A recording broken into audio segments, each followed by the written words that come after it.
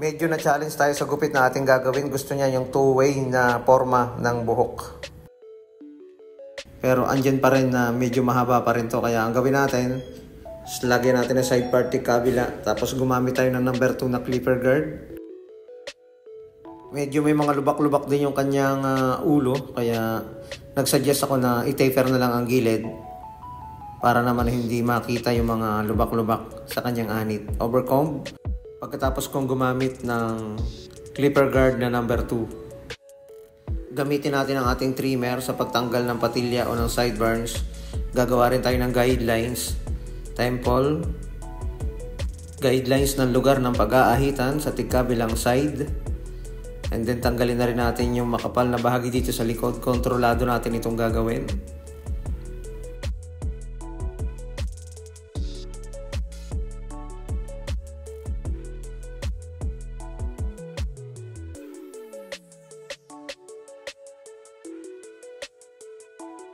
Ang ginawa ko dito, 0.5 na clipper guard and then 0 close kung paano ko buburahin yung guidelines o yung pagitan ng white and dark area.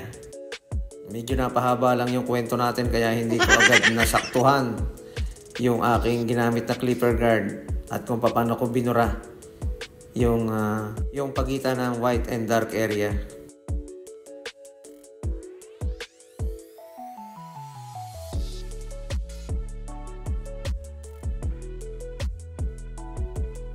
Sa pagtanggal ng mga dark area o mga dark spot, gumamit ako ng number 1 na clipper guard yan para maging balanse. Marami siyang lubak sa kanyang anit o sa kanyang ulo. Kaya medyo mahirap din talagang gawin ang gupit na ganon kapag meron tayong kailangang ayusin. Binasa ko yan and then aahitin ko yung mga sobrang buhok dito sa lugar ng aking ginawa ng guhit gamit ang aking trimmer kanina. Tanggalin ang mga pang-ipit sa buhok and then basain. Mas magandang magbawas ng buhok kapag iniipit ng ating kamay kapag basa dahil mas napuputol natin ng mas maayos. Kapag scissor overcomb naman, kahit hindi na basain yung traditional na pagbabawas. Dito kasi mas napuputol natin ng maayos kapag medyo basa ang buhok niya. Mapapantay pa rin naman natin ng maayos yan kasi binabatak ng ating kamay at makikita rin natin yan kapag natuyo. Hindi man tayo masyadong eksperto sa pagbabawas o pagsiseksyoning ng buhok. Pero makakapag-share pa rin tayo sa pamamagitan ng ating nalalaman. Nagbabahagi lang tayo kung ano yung kaya natin gawin. Binabawasan natin yung kapal para yung bigat niya ay maganda yung kanyang bagsak ng buhok.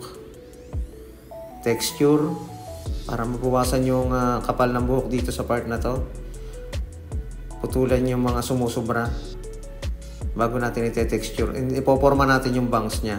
Dahil gusto niya yung two-way, gusto niya pabagsak at saka naka one side.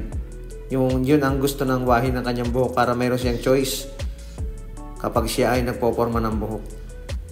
Kung gusto niya ng walang hair product, pabagsak lang yung buhok. Kung may hair product naman siyang gagamitin, siyempre pa one side. Bawasan natin yung kapal sa ibabaw para swabing-swabe yung pagkakabagsak ng kanyang buhok kapag hindi mabigat ang dulo nito.